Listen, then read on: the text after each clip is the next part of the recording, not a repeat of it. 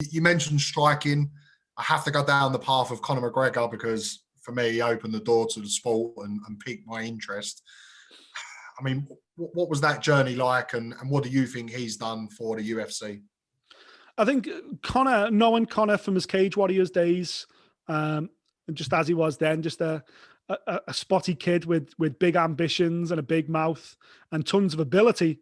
But you know, we nobody in our wildest dreams expected it would go as far as it did. Conor did.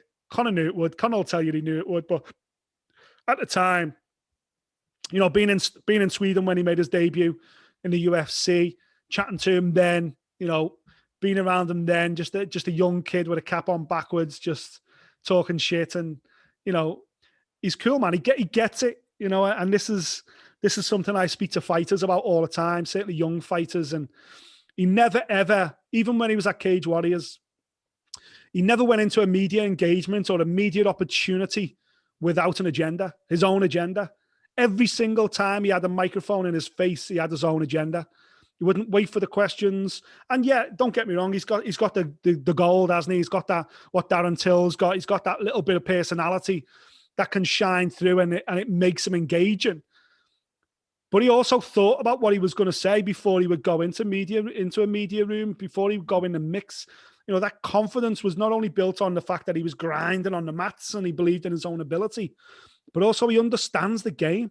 He understands prize fighting. Prize fighting is as much about selling yourself and selling tickets than anything else. Again, we go back to Floyd Mayweather from earlier. Motherfucker couldn't fill an arena of people who want to see him win, but he could fill 10 stadiums on people who want to see him lose. Yeah. It doesn't matter. As long as people are paying, it does not matter. And Conor McGregor's got that straight away. He got the fact that people need to see you. People need to want to see you fight, talk, whatever. The more eyeballs on you, the more money you're going to make. And, you know, ultimately it does come down to whether you can deliver in the ring or the cage.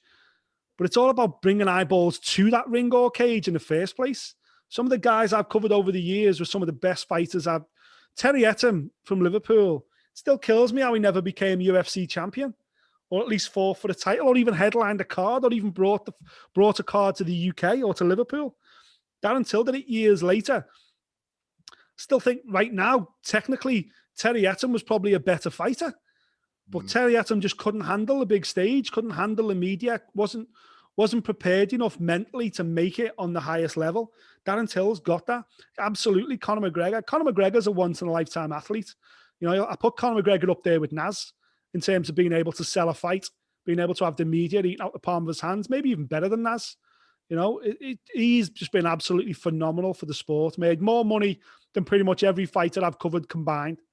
And is still going, is still generating headlines. And if he can get his head screwed on Conor, who knows? He could come back and win the belt again. Yeah, I'd love to see him. I mean, who am I to tell him? I'd love to see him stay in the UFC. I don't know if that's going to be where the money is, but they say never go back. And he is obviously due in with Dustin Poirier again. Do you think that's just stylistically a fight that he should or will win? Where do you see that? It's so hard because obviously we've not seen Conor get his arm raised, you know, other than the Cowboy fight, and Cowboy lost that fight before the bell even went for the first, you know, the first round even started. It's hard to say with Conor. He's not competed at that level for such a long time. You've got to give the opportunity to Dustin, and especially if it's behind closed doors, that just plays into Dustin's hands as well, because you know Conor's world is creating this huge bubble, this huge circus. And you get swamped, you get engulfed by it all. And if it's behind closed doors in a bubble, Dustin Poirier wouldn't have to deal with all that. It would just basically come down to who's the better fighter. Nothing more, nothing less. So I think it would be a tougher second fight for Conor. But listen, man, if Conor can get back to where he was, Conor could achieve anything. You know, he can achieve absolutely anything in this sport. The hard thing is, will he ever get back there? How can he be as motivated as he was when he was on his way up the ladder, when he's now got hundreds of millions of dollars in the bank? You know, how can he be as motivated? It's about competition now. Does he want the competition? Does he want to work harder than the next guy? Is he willing to grind as hard as someone like a Justin Gaethje grinds to achieve it? I don't know, man. Justin Gaethje ain't got anywhere near the money Conor McGregor's got. At the end of the day, we're all motivated by, exactly. At the end of the day, we're all motivated by putting a roof over our heads and survival, and Justin Gaethje's that guy. Conor McGregor ain't going to buy a bigger house. He doesn't need any more money. So what's it about now? Is it pride or is it true competitiveness? If it's the true competitor in him, great. Could get a second run from Conor.